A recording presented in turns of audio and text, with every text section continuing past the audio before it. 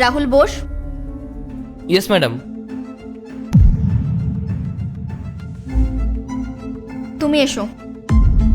Okay ma'am. Ma'am আমি 12টা থেকে wait করছি, আর এখন 4টে বাজে। আর কিছুক্ষণ ওয়েট করো। কিন্তু ম্যাম। বললাম না ওয়েট করো, আমি ডেকে নেব। আসো।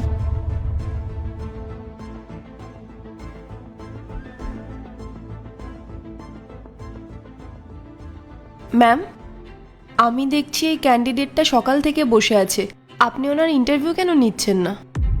আরে কি ইন্টারভিউ নেব ওর? একেই তো হ্যান্ডিক্যাপ, তার উপরে ওর সমস্ত কাজ আমাকেই করতে হবে। দেখো ঠিকমতো ফাইলটাও খুলতে পারছে না, ওর কি ইন্টারভিউ নেব? ম্যাম, আপনার ওনাকে একটা চান্স দেওয়া দরকার। আপনি ওনার ইন্টারভিউটা তো নিয়ে দেখুন। রিল্যাক্স।